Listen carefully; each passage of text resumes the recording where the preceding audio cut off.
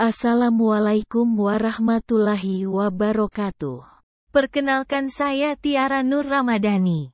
Kali ini saya akan membahas tentang pengertian teks laporan hasil observasi. Tugas Bahasa Indonesia. Tiara Nur Ramadhani, kelas 10-5. Kelompok 10. Tujuan dari pembelajaran teks laporan hasil observasi. Mengetahui pengertian teks laporan hasil observasi. Mengetahui ciri-ciri teks laporan hasil observasi. Mengetahui struktur teks laporan hasil observasi. Mengetahui kaidah kebahasaan dalam teks laporan hasil observasi.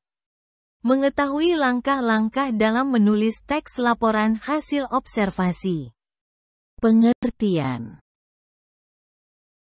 Teks laporan hasil observasi yaitu teks yang berisi laporan hasil observasi atau pengamatan yang dilakukan seseorang terhadap objek yang diteliti di lapangan secara akurat dan objektif. Ciri-ciri teks laporan hasil observasi. Bersifat universal dan objektif. Ditulis sesuai fakta yang terjadi di lapangan. Ditulis secara lengkap. Informasi teks merupakan hasil penelitian terbarukan atau terkini dan terbukti kebenarannya. Bukan berupa opini pribadi. Berkesinambungan. Struktur teks laporan hasil observasi. Bagian pernyataan umum. Berisi pembuka atau pengantar objek. Bagian ini berisi hal umum tentang objek yang akan dibahas di dalam teks. Deskripsi bagian. Berisi hasil objek pengamatan yang disampaikan secara detail. Deskripsi manfaat.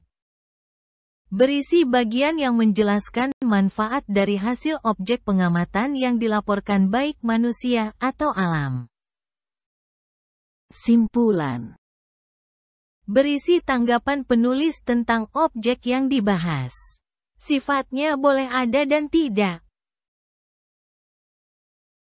Kaidah kebahasaan pada teks laporan hasil observasi.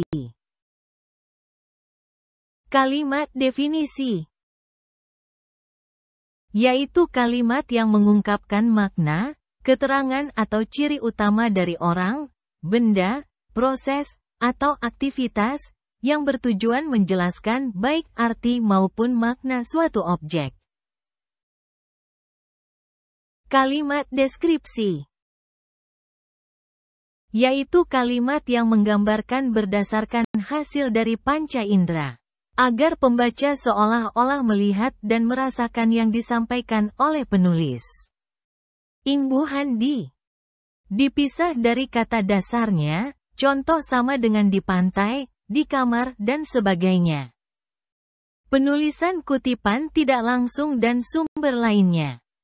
Kutipan dapat berasal dari berbagai sumber seperti hasil penelitian, jurnal, buku, dan sebagainya.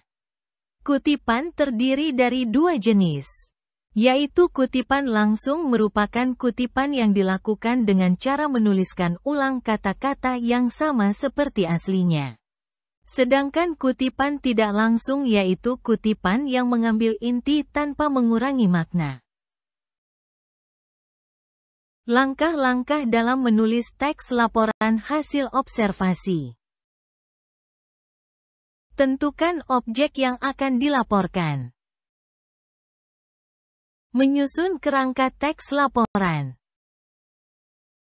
Melakukan observasi untuk mengumpulkan fakta atau data yang akan dilaporkan.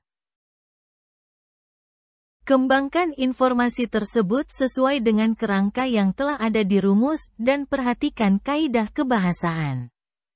Latihan. 1. Tuliskan pengertian teks laporan hasil observasi. 2. Tuliskan ciri-ciri teks laporan hasil observasi. 3. Tuliskan struktur teks laporan hasil observasi. 4. Tuliskan kaidah kebahasaan pada teks laporan hasil observasi. 5. Tuliskan langkah-langkah dalam menulis teks laporan hasil observasi. Terima kasih. Demikian penjelasan dari saya tentang teks hasil laporan observasi. Semoga bermanfaat. Wassalamualaikum warahmatullahi wabarakatuh.